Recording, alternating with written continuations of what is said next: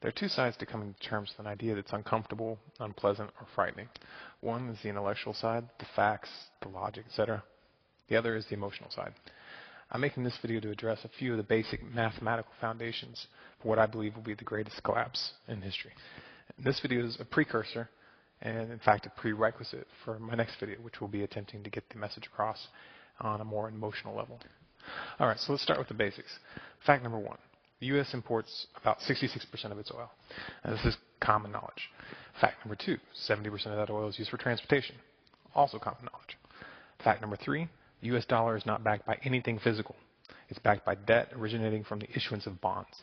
Fact number four. The U.S. debt, currently over $14 trillion, but growing, cannot be paid back. And the rest of the world knows this. Fact number five. Oil is currently only sold on the global market in U.S. dollars. And this is due to a set of agreements between the U.S. and OPEC. However, this doesn't just affect OPEC. When Canada buys oil, they buy it in dollars. When France buys oil, they buy it in dollars. This particular situation is often referred to as the petrodollar status. Fact number six, the necessity to have dollars in order to purchase oil in the global market creates the demand for the dollar. And for anybody who would like to dispute this, please refer to fact number three. Fact number seven, the value of the dollar is directly tied to the demand for the dollar. Supply and demand, basic economics. The obvious conclusion is the petrodollar status which holds up the value of the dollar. Fact number eight, China and Russia just recently agreed to stop using the dollar in all their bilateral trade. This includes oil. Now when Saddam Hussein did the same thing, we invaded Iraq. But we can't invade China or Russia. Now all the facts that I've outlined here are simple, publicly accessible, verifiable. I'm not going to hold everybody's hand and take them out there to do their research. If you want to contest one of these specific ideas, you actually need to do the research yourself. Now the following are the conclusions that I draw from these facts. The United States will lose its petrodollar status. I don't know when, I don't know the exact date, but it's inevitable. When it does, the demand for the dollar will fall precipitously. And as demand drops, the value of the dollar will evaporate. This means hyperinflation. And once hyperinflation is fully underway, other countries will begin refusing to accept dollars for products that they export. This will happen very quickly.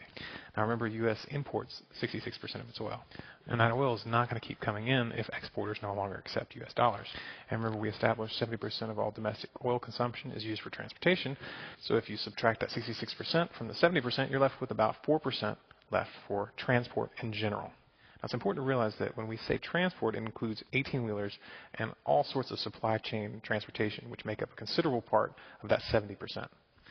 In this country, food transport and agriculture are completely dependent on oil.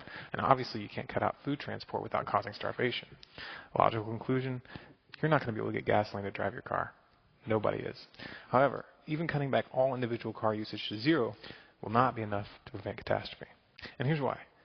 Agriculture, as we currently practice it in the U.S., is completely dependent on a constant stream of inputs which require transportation, especially the animal industry. Take, for instance, a chicken farm. The farm normally gets deliveries of corn or other feedstocks on a regular basis. Almost no farms grow both the feed and raise the animals.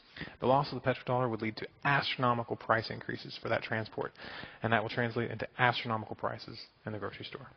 And what you have to understand is this explosion in the cost of transport will affect every single other industry. And as the cost of doing business skyrockets, unemployment will also skyrocket. Now, a large number of the states are already on the verge of bankruptcy. They're not going to be able to feed and house this massive influx of the unemployed. People will go hungry. And when people go hungry long enough, they get desperate. And they become very dangerous. Now, I'm not telling you this to scare you. But if you really understand it, it probably will. When I first came to terms with this, it was earth-shattering for me. And it's no exaggeration to say that I hardly slept for weeks. But at a certain point, you have to make a decision to put your fear aside and start getting ready. Some things we can't change, but some things we can. The trick is knowing the difference.